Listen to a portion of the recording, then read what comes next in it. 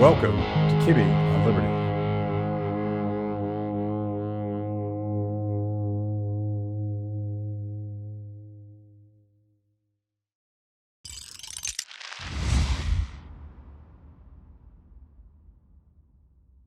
So I want to open with a reference to old-fashioned literature, because I know you're really steeped in both Austrian economics and the classics. No, you know I've taken a vow of illiteracy, but go ahead. There's this old parable called the Emperor's New Clothes. You've heard of this. Familiar with this one. And it's a fascinating story in the context of what we might talk about today, because you have this potentate who is spending all of the people's money on his wardrobe, and he's very vain. He's very focused on himself at the expense of what would matter to his country. And somewhere along the way, he gets hoodwinked by these fraudsters who convince him that they can make clothes even though you can't see them making the clothes. And he buys into this, and his people are either afraid to tell him or they buy into it too. And this fraud goes on and on and on until the emperor parades down Main Street completely buck naked because of his vanity, but also because all of the yes men and the people themselves wouldn't call him out on this for the fraud. And finally, some little boy says, "But the emperor has no clothes." And that's where that saying comes from. And I'm thinking about your colleague, Speaker Johnson, right now. I've never seen anything like this before. And I am a recovering Republican. I've expected nothing from Republicans for a long time, and they've sort of proven that. But this run of big government, big spending, pro-deep state, spying on Americans run that you guys have had, I've never seen anything like it. I think the parable is frighteningly accurate or germane to what's going on here. The speaker has no situational awareness or self-awareness, and he can only get away with that because the people around him are pretending, as you might say, that he has clothes. Mm.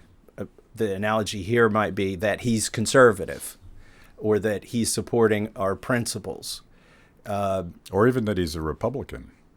Yeah. I mean, although I'm not offended by the term rhino, right?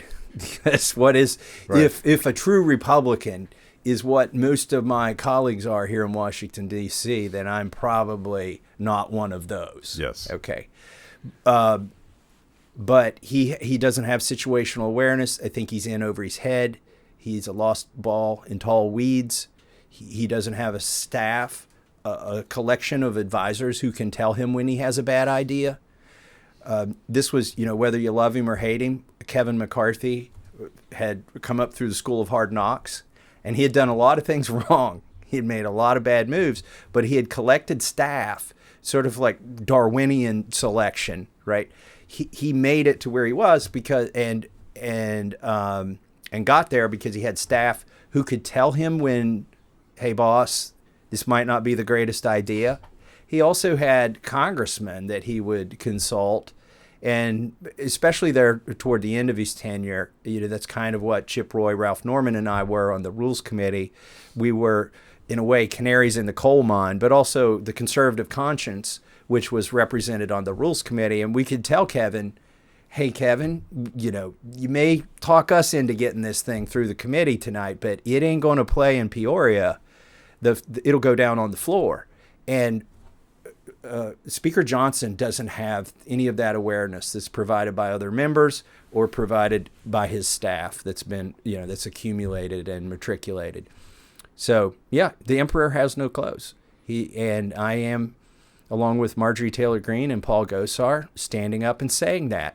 Now, what's interesting is we're not getting the level of blowback you might expect from our colleagues.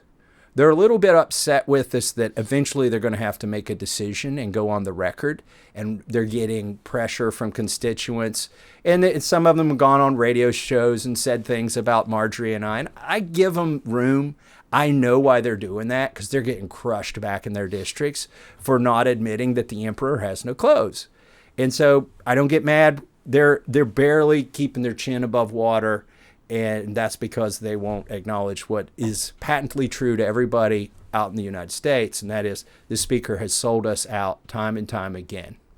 So this show's going to run tomorrow, and your press conference is tomorrow morning. It probably drops about the same time, so we won't steal your thunder. But the new news in your effort to vacate the chair is that Hakeem Jeffries, the Democratic leader, see a Freudian slip there. I can't tell anymore. He would be the Speaker if they were in the majority. Yeah.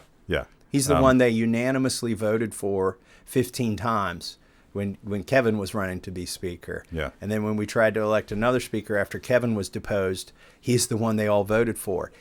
Ostensibly, he should be Mike Johnson's mortal enemy.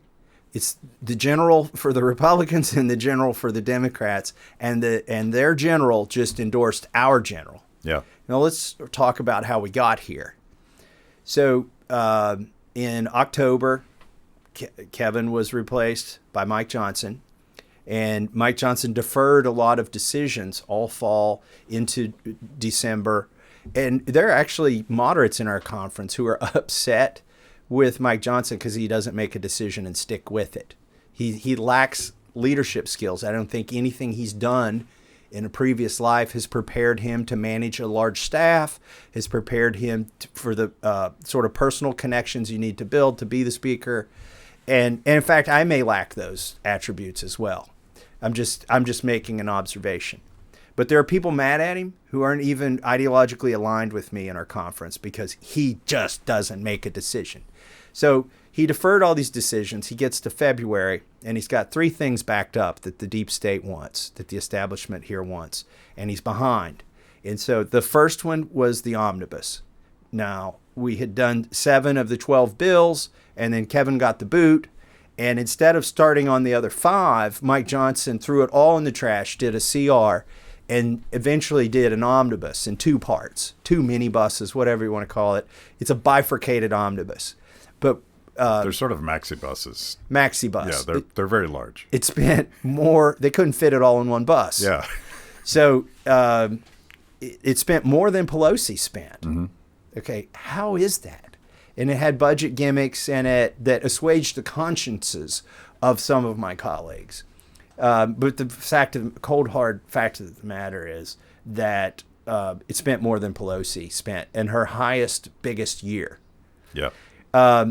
But more than that, it didn't have any of the policy riders that we had debated and offered and passed on the floor of the House throughout the summer. You know, I had an amendment in the appropriations process that would have defunded taxpayer money for transgenic edible plant vaccines. Like, I know that's a mouthful. It sounds like a word salad. It's actually an mRNA salad. They're trying to grow spinach and lettuce. And my amendment was so popular, the Democrats didn't even ask for a recorded vote on it. It passed unanimously. They didn't include that in this omnibus, but that's one of 1,000 examples. We had 1,000 amendments this past summer that Mike Johnson just more or less threw in the trash. But the things that he did include were tons of earmarks for lots of unsavory things we won't get into, and $200 million for a new FBI building. Now, meanwhile, the FBI is thumbing their nose at us. You know, if we ask them in the Oversight Committee or the Judiciary Committee about any detail, they'll tell us that's the subject of an ongoing investigation, and it's their longstanding policy not to respond. Not a law, not a rule. It's just their policy. They don't want to answer us. So how do we reward them? Mike Johnson gives them a new $200 million FBI building in Steny Hoyer's state of Maryland. Wonderful. That was his first betrayal. And the second thing he did that the deep state needed, they needed to reauthorize FISA, the 702 program, where ostensibly they are spying on foreigners. But the reality is they're collecting so much data. They collect data on you and me incidentally. They wanted to reauthorize this program, but thanks to Edward Snowden and then other revelations and then even the own Inspector General for the FBI disclosed that hundreds of thousands of times this program was abused. Even if you allow that they could constitutionally access this database without a warrant, right? Even by their own like watered down metrics. They had broken their own rules 200,000 times. Okay. So, but they wanted to reauthorize this very unpopular exposed program that, by the way, allows them to put your name in the database and search it without a warrant and basically retroactively spy on you or find out stuff about you. They had to reauthorize that program. Jim Jordan on the Judiciary Committee, which I serve on, spent years hand selecting people for his committee who cared about this issue and would help reform FISA, because that's what it takes. And reported reforms out of our committee. We are the committee of jurisdiction. The Intel committee said they wanted jurisdiction, but the FISA 702 program is an inwardly facing domestic program, unlike the CIA, NSA, and some of the FBI counterterrorism efforts that are outwardly facing, that aren't domestic. That, by the way, that category of things is what the Intel committee has jurisdiction of. Judiciary has jurisdiction over FBI when they're spying on Americans. But what happened is Mike Johnson had to pick whether the Intel committee bill would come to the floor or the Judiciary Committee, and he picked the Intel committee, which is wrong. And then we said, well, at least let us have a vote on putting the warrant provision back in, that you need to get a warrant if you want to spy on Americans. And by the way, these aren't even very strong warrants. I mean, they would be issued by a secret court that has secret judges. Like, it's not a big ask to let a secret court have to get warrants to spy on Americans. So we get this, we're bringing it through the Rules Committee, which I also serve on, back in February. The Intel committee blows the whole thing up. They tell Mike Johnson, we're going to take everything down on the floor. We're basically going to destroy you this month if you put our bill on the floor and allow Judiciary Committee to have an amendment to put warrants back in. Well, they blew up the bill for a couple months. And looking back on it, the reason they did that is Republican primaries, about half of the Republican primaries were about to happen. And they knew it would be hard to get Republicans to do something that's unconstitutional if they were facing primary opponents from candidates who claimed to be more constitutional. So the Intel committee blew it up for 2 months. Then they allowed it to come to the floor. We get the vote, the prized vote on whether to have a warrant in there. And at the end of the voting series, the vote is 212 to 212. A majority of Democrats had voted not to have a warrant. A majority of Republicans had voted to have a warrant. And the provision is whether you're going to have a warrant or not. But a tie vote in the House means the bill fails. Mike Johnson did not vote on other amendments that day. The Speaker generally, as normal practice, doesn't vote on most things in the House. He went out of his way to be the deciding vote on not having warrants. What's particularly galling about that is he used to serve on the Judiciary Committee with Jim Jordan and I, and he used to be for warrants. And he said, you know what? He went on the news. He said, I've been to the SCIF. I saw things in the SCIF, and it changed my mind on this. Like that. Yeah, here's the problem with that story. I was in the SCIF with him, with NSA, CIA, DOD, FBI, DNI, DOJ, and a FISA judge. And we spent 3.5 hours in that SCIF with Mike Turner and that whole cast of characters. There were also some former Republican, at least one former Republican congressman who had been a Trump DNI, head of DNI from Texas. I'm drawing a blank on his name, but he was supposed to be sort of the Republican authority. John Ratcliffe, he was in that SCIF.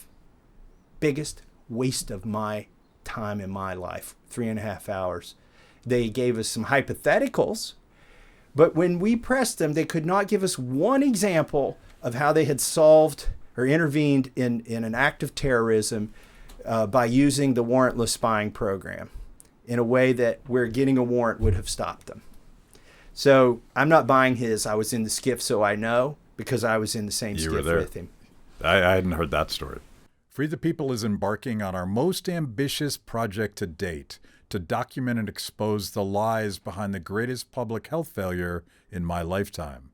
We're talking to insiders with firsthand knowledge of the government's role in funding, creating, and then covering up the COVID-19 virus in our exclusive new documentary series, The Cover-Up. But I need your help. We won't get to the bottom of this scandal alone, so I'm asking viewers to crowdsource any information that could be helpful to our investigation. If you're watching this, you already know what the government did during lockdowns was unforgivable. Help us get to the truth and prevent it from ever happening again. To get involved, go to freethepeople.org/coverup. That's freethepeople.org/coverup. The truth is out there. Okay, that's... But by the way, before we leave that subject, one thing that got to that tie vote, as I understand it, was that the warrantless surveillance was such a problem that members of Congress insisted that they be exempt. Oh, yes. I exposed this in the Rules Committee and then on the debate on the floor, because I sat down. I'm in the Rules Committee, and every bill before it goes to the floor nominally goes through the Rules Committee. And I saw this exemption for congressmen, that if two separate exemptions. Number one, if they're saying they're spying on you using 702 for your own good, they have to let you know and get your permission. You know, like, hey, we think China is trying to influence you or spy on you or hurt you or something, so we want to go in this database for your own good. They have to get their permission, the permission of the congressman whose privacy they intend to evade for his or her own benefit. Boy, wouldn't it be nice if they did that for every American? Yeah, like I want that card. So I said, and then and I said, well, why are you doing this for congressmen? And they said, well, we don't want them to use this program for political motivations. And I said, well, okay, first of all, why doesn't that apply to all Americans then? Because everybody could be political at some point. Why not city councilmen? But the revealing question asked was, does it apply to incumbent congressmen only, or does it also apply to the challengers to the incumbent congressmen? Because if it's about making sure there's political balance, you would think it would apply to anybody running for Congress if I'm buying their story. Well, I'm not buying their story because it doesn't apply to somebody who's challenging a congressman. It only applies to sitting congressmen, the special exemption. And by the way, if they're going to spy on you not for your own good, but because they think you're up to no good, they have to get permission of Congress as well, but not permission from Jim Jordan, the chair of Judiciary Committee, permission from Mike Turner, the chair of the Intel Committee. So, and why was that provision? Why did a congressman want that provision in there? Because we know that a congressman of the Intel Committee had been illegally or inappropriately spied on using the 702 program. Now, I suspect a lot of congressmen have been subjected to this and had their privacy invaded. The only reason we know about this one guy is because he's on the Intel Committee. Right? Yeah. They're the ones who nominally do get notified. And then they keep it all secret. There's no obligation for them to go outside of the Intel Committee and tell the rest of Congress that you're being spied on.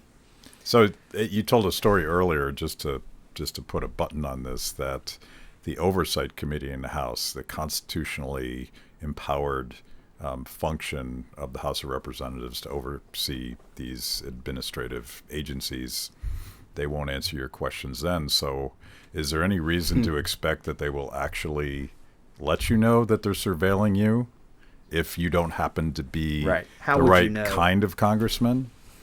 The congressman with the right sort of views that might be in line with their interests. Well, so Matt, there were lots of flaws with this provision.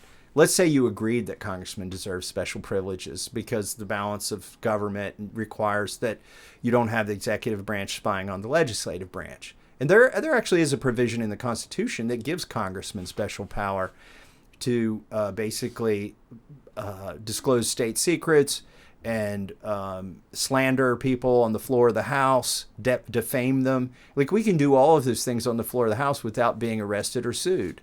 I can go on the floor of the House and call Matt Kibbe every name in the book and can say all sorts of untrue things about you, and you can't bring a court case against me because our founding fathers decided we should give them an extra special First Amendment power because they saw what Parliament had been subjected to but from the king.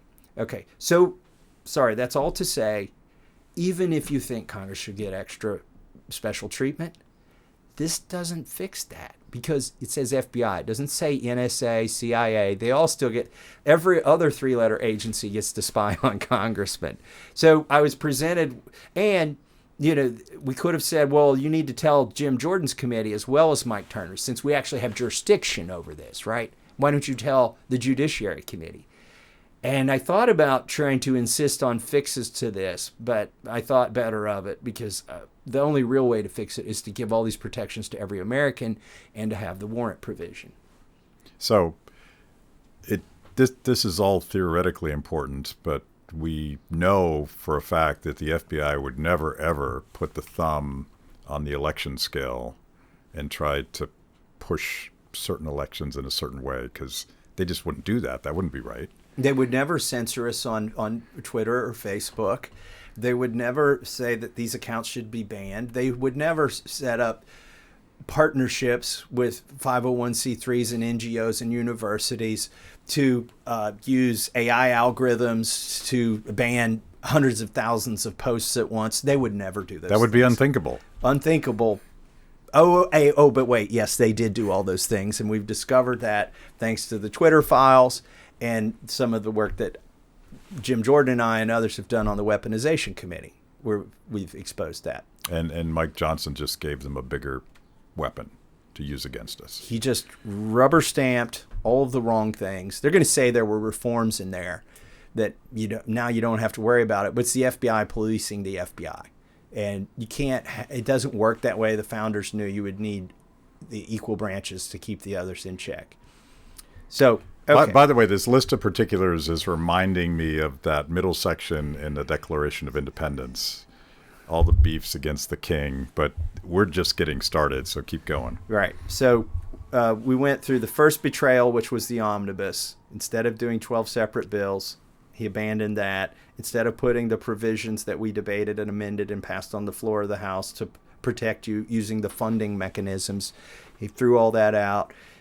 He gave the FBI a new building. So sin one, betrayal one of Mike Johnson was the omnibus. Betrayal two was FISA reauthorization without warrants. And when some people say, well, Congressman Massie and Congressman Green, you got to understand it's such a slim majority. You can't get everything you want. And Mike Johnson's not got a whole lot to work with. If he has 3 or 4 defectors on any given day, he just can't bring home the win for Republicans. That doesn't fly when he was the tie-breaking vote. The slim majority was him deciding to side with a majority of Democrats against a majority of Republicans, like he had done on the omnibus bill. Okay, omnibus, first betrayal. Second betrayal, FISA without warrants. Third betrayal just happened last week. And this was the giving up all leverage that we had, even if you think we should send money to Ukraine, and I don't. He coupled Ukraine with funding for the war in Ukraine with funding for a war in Israel, but also funding for Gaza, which some of my colleagues say Hamas is going to be the benefactor of that, with funding for Taiwan. And also some other funding sprinkled in there that nobody talks about. Just a few billion here and a few billion there, some submarines and whatever. So it was a supplemental that added up to about $100 billion. And that was a betrayal, again, because a majority of Republicans voted against the Ukraine funding, and Mike Johnson voted for it. And he figured out a way, using the Rules Committee, to snooker everybody and get it back to the Senate and package it in such a way that Rand Paul and Mike Lee and others like J.D. Vance were limited in their options to even fight it once it got to them. Let me explain how that bill passed. Remember, this is the third betrayal. It started out as H.R. 815, which was in the House, which is a bill that received unanimous support to expand eligibility for veterans to get reimbursement for emergency care. Sounds like a pretty good bill, doesn't it? Well, it goes to the Senate, and they say, we've got a better idea. Instead of helping veterans get reimbursement for emergency care, we're going to take all that garbage out of this bill and put a supplemental that'll fund these wars overseas. So they took H.R. 815, the veterans bill. This is, by the way, what they did with Obamacare. But now instead of Democrats it's Mike Johnson. So in the Senate, they put the foreign war supplemental in it. They sent it back to the House. We quietly sat that on the shelf and then pretended that we were going to let everybody vote on these things separately. So we had a separate vote on Ukraine. We had a separate vote on the Israel plus Gaza. We had a separate vote on Indo-Pacific. I think they were afraid to call it Taiwan. They might tick off China. I'm not sure why they called it Indo-Pacific. And then a fourth bill, which was supposed to be a sweetener. The speaker told me, and Marjorie Taylor Greene, well, I added this sweetener, which is the TikTok ban. And we looked at him like he's a blooming idiot because we both voted against the so-called TikTok ban. You mean that thing that gives the next president power to gag his political enemies by taking down their platforms? That one? The one that lets him ban not just apps, but websites, not ones that are owned by foreign adversaries, but ones that the president deems are controlled by foreign adversaries. Yeah, per the advice of the FBI, perhaps. Oh, yeah, they recommended this. Oh, and the sponsor of that bill left Congress and left us with one less Republican seat. And he left in a way that didn't allow them to replace him in Wisconsin for many, many months. And he went and took a lucrative job where I think $90 million of their funding, it's a lot of funding, comes from the Department of Homeland Security, which is headed by Mayorkas, which he was one of 3 Republicans who didn't vote to impeach Mayorkas, which was sort of an outlier. And when I saw that he didn't vote to impeach Mayorkas, I thought he's probably got his next job lined up, and it involves something with the DHS. In fact, I told my staff, and guess what? Lo and behold, he went away to that new job. The only reason I go into all that is he is the one who authored the TikTok ban. By the way, I haven't verified this looking at the financial disclosure reports, but supposedly there was a congressman who just 2 weeks before the TikTok ban passed bought hundreds of thousands of dollars of Meta stock because they were considered to be the primary benefactor of punishing. Next time we do a show, I'm going to get one of those conspiracy boards with the ribbons and the little cards. Bring lots of ribbon. Because I'm hearing a web of interests here that might not be in America's best interest. I don't know. At Kibbe on Liberty, freedom is a lifestyle 24/7, something you live and breathe and wear every day. If that describes you, you need the very best Liberty swag in the market today, just like this shirt I happen to be wearing. Go to freethepeople.org/KOL and check out our exciting merch. You too can love Liberty and look cool. Okay, now that was the sweetener. There was one other sweetener to the foreign aid supplemental, which is called the Repo Act. And J.D. Vance was the first one to point this out. It sounds so great. And you would think, why would a populist like J.D. Vance be against something that's very popular, which is we're going to seize Russian assets in the United States and work with partners abroad to the extent we can to seize their assets and give it to Ukraine. Ha, ha, ha, how clever. We're going to take Putin's own money and use it against Putin. Well, that's the plan. Here's the problem. What kind of money are we talking about? Why would Putin have money sitting over here in the United States? Well, because if you want to use the world's reserve currency, you got to hold some of the world's reserve currency. And what do? You buy treasury bonds and treasury notes and bills. And when people buy those, they typically leave them in the United States. I mean, their numbers on a computer. It's not like you have a safe deposit box in St. Petersburg or something, right? So here's the problem J.D. Vance points out. If we start seizing the treasury bonds that foreign countries buy to finance our debt, it creates fear, uncertainty, and doubt. And that gets priced in when people come to the auction to buy these things. And the ultimate result is, does China want to buy those, knowing that we could seize theirs? Does some random country somewhere else that's not in NATO want to buy those? They become less attractive on the world market. So it's not a question of if it causes us to pay more to finance their debt. The question is, how much more does it cause us if this Repo Act, which, Pass the House, pass the Senate. It's signed by president. I'm looking at your debt clock, by the Yeah. way. There's a lot of debt to finance. There's and I feel like we probably can't do it without foreign capital. Right. Now, I don't know if you can see this on the camera, but I noticed something really interesting about the debt a couple weeks ago. It's synced with Treasury. So my debt clock has Wi-Fi. I wrote all the code for it. It goes to Treasury once a day and gets the debt to the penny. They have an API where they publish it. And I'd been away from my Wi-Fi server for a while, and I go back in range and it calibrates, and the number had gone down. Okay, I've been watching this thing spin up for a year, and the number went down. And I talked with some folks, and I'm like, do you realize the debt is going down? I've been watching it every day just spiral upward, and it went down. And one of them commented, well, do you know what this week is? It's April 15th. The reason the debt went down for 2 weeks is everybody paid their taxes. And now it's going back up again. So the encouraging thing for everybody watching this is I was able to actually observe the debt go down.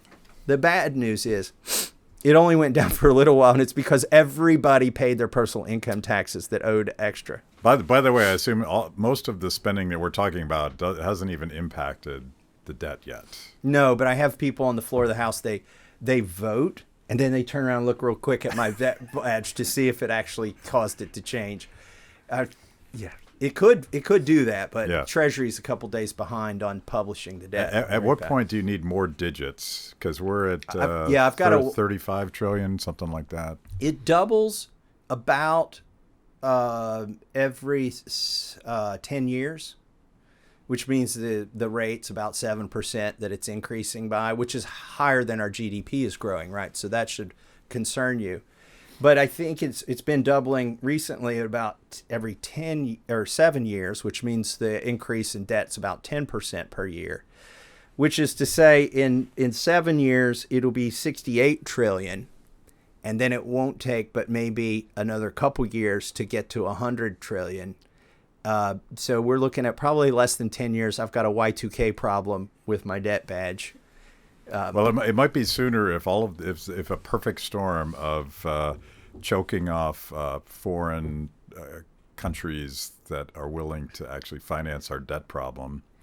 And, at some point we can only print so much money to monetize so much of this spending that you're talking about. And not to mention debt service as a way to explode the budget itself. I feel like at some point this stuff's going to matter. It is going to matter. Think about what $100 billion is. It's 100,000 millions. Okay. So let's say there are 1 million people who make $100,000 a year in this country, and they produce something for our GDP. We're exporting the effort of 1 million people whose value is $100,000 a year to the economy. Like 1 million Americans have been conscripted into basic slavery. I mean, this is the equivalent. Obviously, it's spread out among more than 1 million, but it would take 1 million people each paying $100,000 of GDP or something they produce.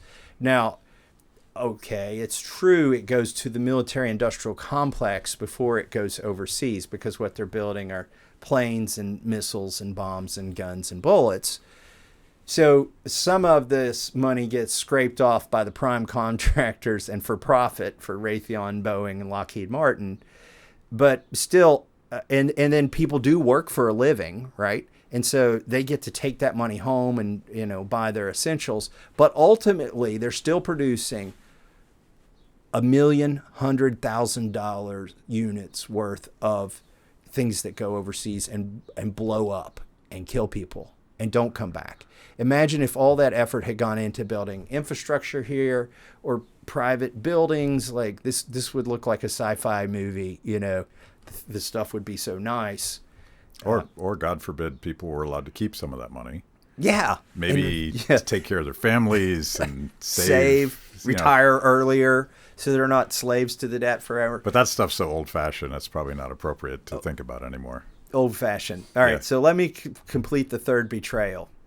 just to bring you up to speed, HR 815, Veterans Bill, unanimous support. The veterans need help. Goes to the Senate. They strip every word out.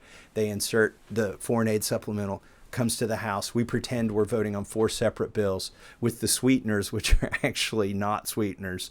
The TikTok ban and the Repo Act, the so-called TikTok ban. It's a Trojan horse.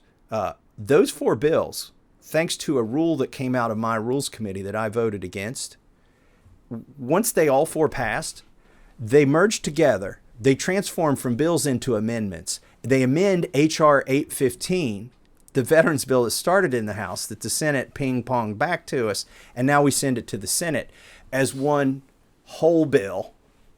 So we concurred in the Senate amendments with our amendments, and then they had a debate. They couldn't amend it anymore. They tried. They couldn't filibuster it because of the way it had gone back and forth, and it started out in the House and had already been to the Senate once. So it was a very clever way to make sure this thing just made it right through once it got to the Senate. And it tied the hands of people like Mike Lee and Rand Paul and J.D. Vance. This stuff is virtually incomprehensible to anybody. But I do remember during the Obamacare fight, we had them defeated. They didn't have the votes they needed. So what they did is they took a shell, basically. And because it's the Constitution that requires that these bills originate in the House. Yes. The origination clause. Yeah. Yeah, matters, right? The problem is the courts have decided it's not judiciable. I don't know if I said that word right. Judiciable, whatever. You can't. You're not a lawyer. I'm not. Yeah. You can't decide these things in the courts because it's a battle between the House and the Senate. And if the House gives up its power to the Senate, like they did with Obamacare had a tax provision in it. The origination clause says all tax measures have to start in the House.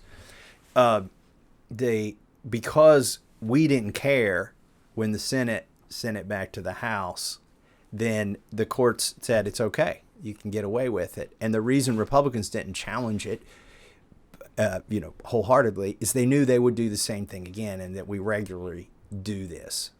So when you say we didn't care, you mean Speaker Johnson, with the support of Democrats on the Rules Committee, didn't care. Didn't care, right. So 3 betrayals, omnibus, FISA without warrants, and then this latest thing, which was the Ukraine money and all the other money. Okay, 3 betrayals.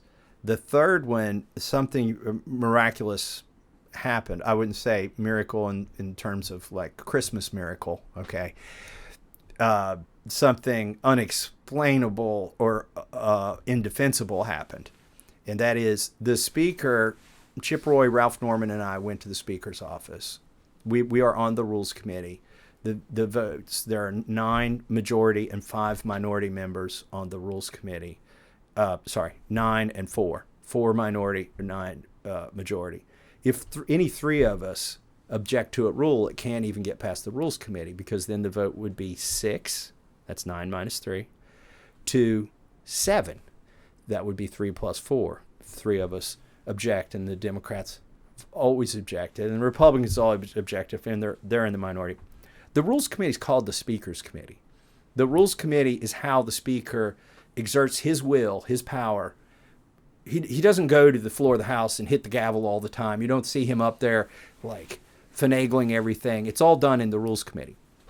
It's how the majority keeps mob rule from happening every day on the floor. And we went to, 3 of us on the Rules Committee, went to Mike Johnson's office and said, we're not voting for this charade.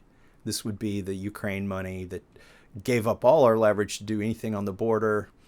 And then just the way it was all going to get packaged back into one bill, and the way it was going to hijack a veterans bill. We said we can't do it.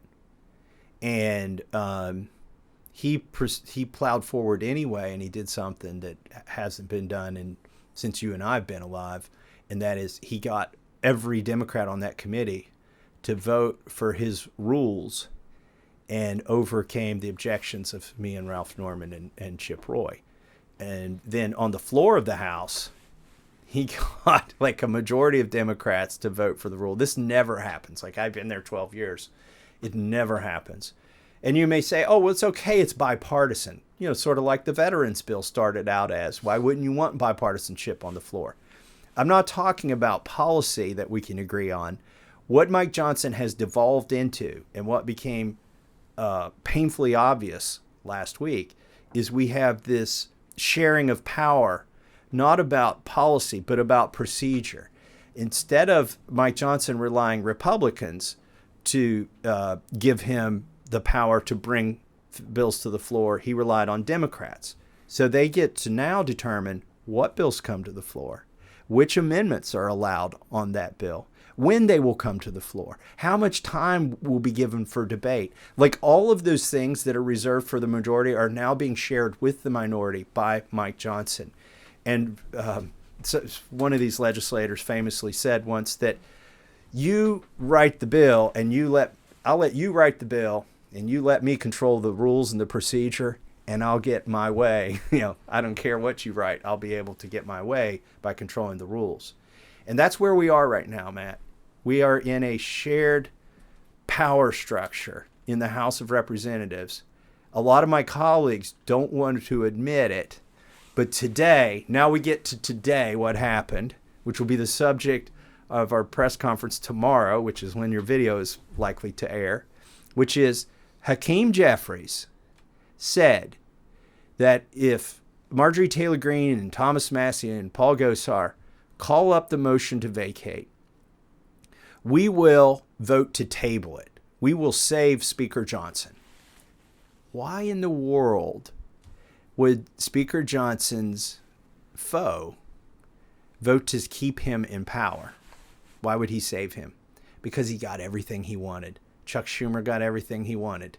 And the Democrats, they don't want us to get control of the border. They don't want us to keep a majority of the House. They don't want us to cut spending. They have a lot of things that they demand, and Mike Johnson can deliver all those things they want. So they're like, we'll just keep him as Speaker. Thank you for joining me today on Kibbe on Liberty and for being part of our fiercely independent audience. Every week, my organization, Free the People, partners with Blaze TV to bring you this show.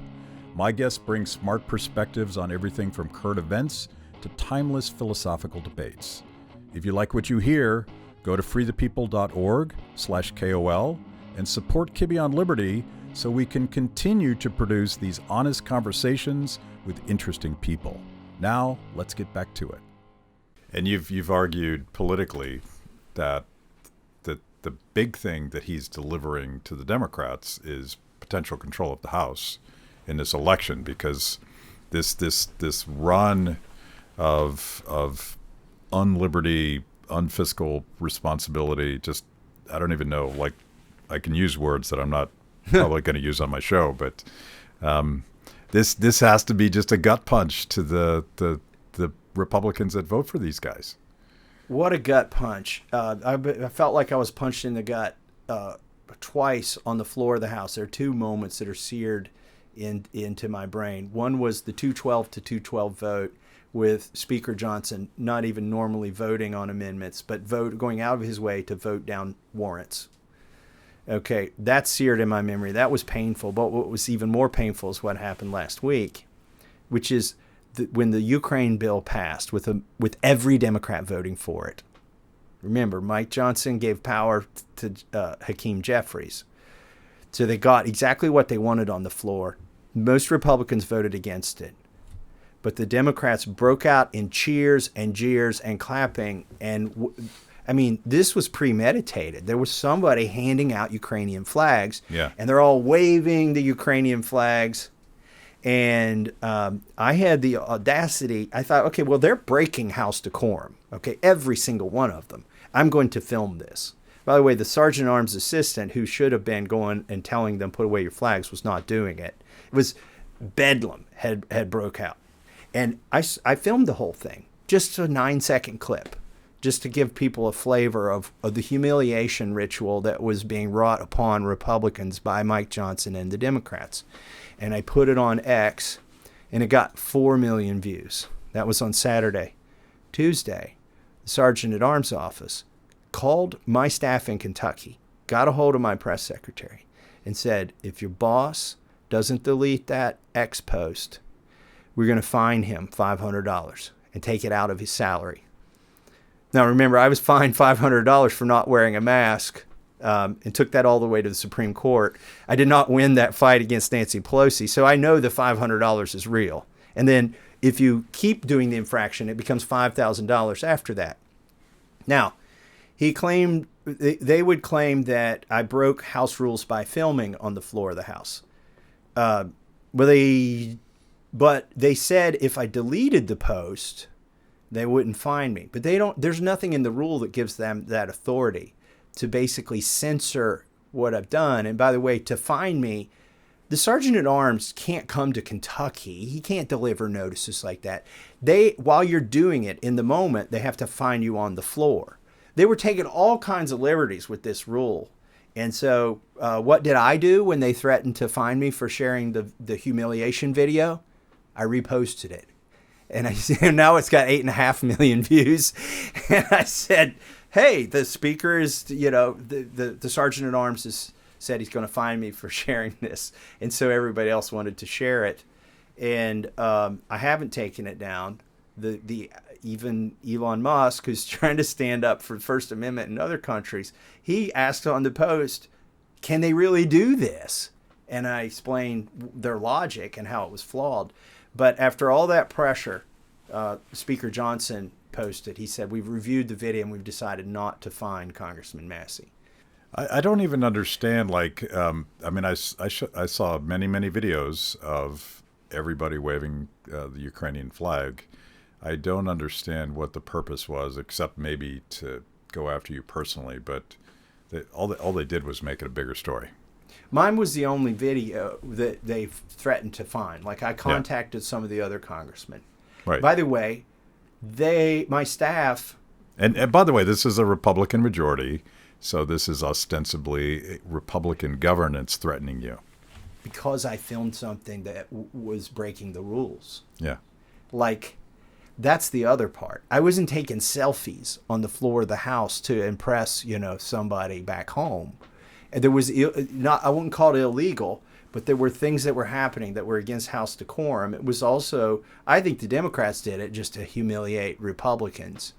And I think it was premeditated and planned, and it happened under Mike Johnson. He lost control of the floor of the House of Representatives, and the Democrats were shoving it in our face. By the way, there were a few Republicans who took flags. You can go back and watch the C-SPAN video and see who they were. Yeah. That wasn't captured in my video. So you've just listed your particulars, your indictment of the speaker, but in a historically, I don't know if it's unprecedented, but unusual, impossible in our lifetimes, the entire Democratic caucus is going to support the Republican speaker if you and Marjorie Taylor Greene decide to move forward. How does this play out? Well, the motion to vacate is in the hopper, which means you can go to congress.gov and find the motion to vacate. I think it's HRes 1103. And it's privileged. It can be called to the floor by going to the microphone. The only motion that has higher privilege than a motion to vacate is a motion to adjourn. So if we get to the microphone, the only thing they can do is adjourn Congress. That's the only thing they could do to stop it. And so the question is, will Marjorie or I or Paul Gosar go to the floor and call this? Well, if you remember when Matt Gaetz did this to Kevin McCarthy, he came to the floor and he called it up. And within 2 days, which is how much time the speaker has to schedule it, we had the vote and there was a debate. Well, under John Boehner, what Mark Meadows and I and Louis Gohmert and Ted Yoho and Walter Jones did is we put the motion to vacate in the hopper, which is to say it goes up on the government's website, and we started collecting co-sponsors. So what Marjorie is doing is more akin to what we did when John Boehner was speaker than what happened when Kevin McCarthy was speaker. And I would argue it's a very polite way to serve notice to the speaker. I walked up in conference one morning in front of the whole conference, and I didn't do it on social media. I didn't do it in the front of the press. I walked up in front of our GOP conference and I told Mike Johnson he should resign, because that's what John Boehner did. By the way, Mike Johnson is now doing something to cling to power that John Boehner would never contemplate. Kevin McCarthy would never contemplate. He has agreed to go into a coalition government and share not places where we agree on policy, but actually which bills will come to the floor and what amendments will be allowed and that sort of thing. He's clinging to that speakership by sharing those decisions with Hakeem Jeffries. And that, that's really bad. He needs somebody else needs to come out and say the emperor has no clothes. We are hoping, we're still hoping, that like John Boehner, Mike Johnson would leave in a dignified way. So what John Boehner did when he saw he was surrounded, instead of forcing the vote to happen on the floor, he said, I'll resign in 10 weeks or 8 weeks, I forget what it is. And I'm giving you notice. And you can you can still issue subpoenas, you can still have hearings, you can still pass legislation. I'll still be the speaker. And as sort of this extracurricular activity, you need to start picking the next speaker. And so by doing that, I didn't appreciate it at the time, but I do now. He avoided what was caused, when the motion to vacate was called on Kevin McCarthy. When the motion to vacate was called on Kevin McCarthy, we were actually speakerless. If there had been a need to declare war, we couldn't have done it. If you couldn't issue subpoenas, let's say there was some information we needed to get to, you couldn't hold hearings, you couldn't pass any bills. And so we were in this situation. Some people would argue this is probably what Congress should be doing, is nothing between now and the election, right? That sounds good to me. I know, right? It was like a shutdown, but the economy kept going. Yeah. It was just a shutdown of the lawmakers that typically grow government that don't cut it. But we, in good faith, we're trying to avoid that by showing Speaker Johnson that he's surrounded. He doesn't have the votes to survive this. And his answer, instead of resigning, when, by the way, it only takes 3 of us to get rid of him, and I guarantee there's a dozen or 20, probably a lot more now that Hakeem Jeffries is aligned with Mike Johnson. But instead of saying, okay, I'll do the honorable thing, and I'll give you notice, and I'll allow you to have these meetings to replace me while I'm still the speaker, he has gone and said, I'm aligned with the Democrats on this, and they're going to save me. And he needs to be called to answer for that. The rest of our leadership team, the whip, the majority leader, the conference chair, the policy chair, we've got this team, this leadership team. And I surmise that we have a team in case any one of these individuals goes off the rails. The team can go to that individual and say, sir or ma'am, it's time for you to leave. At this press conference, we'll be calling for those other members of our leadership team to admit the emperor has no clothes, that the emperor is actually captured by another country and is doing their bidding. It's worse than any kind of, clothing issue. And we're hoping they'll do that. We'll see. If not, this motion will get called. Like, there are a lot of people whistling past the graveyard thinking it's going to die down, it'll go away, it'll get called. Let's think about the implications here. I don't think as many Democrats will vote to save him as they claim they have. Can you imagine if Hakeem Jeffries were speaker and we were this close to getting him kicked out, and I saved him with a vote, and I had to go back and face Republican voters in Kentucky? They would have none of that, okay? They could say, well, we just thought it was like the best thing to do that day. Are you crazy? You just helped the enemy? So I think it's politically more toxic to Democrats than they're letting on, and they know it. Now, you may have some Democrats who plan to retire. You may have some Democrats who are running for governor in purple states where it looks like a bipartisan thing. But you don't have a whole lot of Democrats that can do this without a whole lot of pain. The other thing now is when the vote gets called, Republicans have to decide, am I going to back a speaker that now is only in power because he's willing to share power with Hakeem Jeffries? He's out of vanity. This is the part of this, the emperor who had no clothes. It was vanity. Out of vanity, he's clinging on to this position long past a point where it makes sense for our party or for America for him to cling on to this position. Will rank and file members vote to sanction that, I think it's a very toxic vote for them to be part of a coalition, uniparty, power sharing agreement with Democrats. I think they don't fully appreciate right now. I hope they will come to appreciate that before this vote happens, and the vote will happen. And then there's this other question lingering out there, the elephant in the room, which I have to talk about. Will President Trump throw a lifeline to Speaker Mike Johnson now that Speaker Mike Johnson is aligned with Hakeem Jeffries? Because this November, there's 3 shooting matches happening, right? There's the president. Will we get the White House? Will we maintain control of the House? And can we take control of the Senate? Will we get majority in that body? And now, I think the President Trump has sort of almost damned Mike Johnson with faint praise. It's never been a full-throated endorsement. And once he said, when he was asked, he said, well, I like Mike. We'll see what happens. And then I think he's since said some more positive things about Mike. It's a tough situation. He's trying hard, but it's never been a full-throated endorsement. And the question now is, now that it's clear, now that Marjorie and I and Paul Gosar are helping expose the uniparty, does President Trump really want a speaker who's willing to share power openly with Hakeem Jeffries?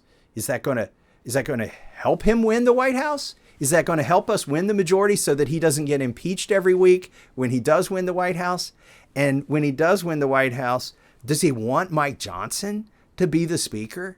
Somebody that weak who's not going to fight? I mean, he had somebody like that in Paul Ryan, and you see how that worked out. That's going to be interesting to see what happens there. And by the way, in a very, very tight presidential election, the House becomes the decider. That's right. Twice in our nation's history, the House of Representatives has decided who the president is going to be. Among the top finishers, the House gets, now that we have 50 states, there will be 50 votes. And that whole proceeding will be seen over by the new Speaker of the House, because the Speaker of the House comes in on January 3rd. The new one does. Does he want Mike Johnson adjudicating the election? And we know this is going to be a rough and tumble election. Does Mike Johnson have the spine that it takes to stand up to the Democrats if there does become a contentious issue? And, so that'll be interesting. It could happen, particularly with a third-party candidate, because you have some states where all the electors aren't 100% assigned. They're assigned proportionately by congressional district, like Nebraska and Maine. Okay, you could have a situation with 2 leading candidates who not everybody is happy with, and a third-party candidate who's gaining steam, where nobody gets a majority of the electors. And that is the case in which the House steps in. So this is an argument, by the way, that is used against the motion to vacate. They will say, well, Marjorie Taylor Greene and Thomas Massie and Paul Gosar, you're playing with fire here. You're going to lose the majority. You're going to cause us to lose the majority. And I turned that around on them, especially today with Hakeem Jeffries showing that we're in a uniparty situation now. And I say we've already lost the majority. When our speaker joins forces with the Democrat leader, you've lost the majority. And they like him so well. He's been the best speaker the Democrats have ever had, that they're going to bail him out. And that's because they know he's uninspiring. He's not going to get a single policy win between now and November. And when people go in to vote, there's a very good chance they vote for Trump, but they don't vote down ballot for a Republican House, particularly because Mike Johnson is a coalition speaker. And they're like, well, what's the use? Yeah, he's passing bills with majority of Democrats. Yeah. And against a majority of Republicans. Yeah. It seems like obvious maths to me. I'm going to close it out here, but we started with Hans Christian Andersen and The Emperor's New Clothes. This is old news now, but I know we've had this conversation before. Now that UFC fighter Renato Moicano, I think I'm pronouncing that right, gave a shout out to reading Ludwig von Mises, will Yes. you commit here on this show tonight to finally reading at least one essay from Mises? I will get that on tape. See, I've got the vow of illiteracy that I don't want to break, but I will listen to books on tape. And While you're driving. While I'm driving Yeah. back to Kentucky or back to D.C. from Kentucky. So We have a free PDF of the 6 lessons that he references. I guess it's not voiced, but I'll find this for you because it's going to change your life. I'm actually right now listening on tape to the Bitcoin Standard. I think Safadine Amos. I'm not sure how to pronounce his name, but it's about the first several chapters are about what is money. He talks about how we view seashells and livestock, and when we were on the gold standard, and what money is. So it's I like it so far. I would recommend people to listen to that book. This all the Bitcoiners get their evolution of money, origins of money stuff from the founder of the Austrian school, Karl Menger. So he quotes Austrians in this Yeah. in the Bitcoin Standard. Yeah. so it's a safe place to be. All right, that was fun. Cheers. Thank you. Thank you, Matt. Thanks for watching. If you liked the conversation, make sure to like the video, subscribe, and also ring the bell for notifications. And if you want to know more about Free the People, go to freethepeople.org.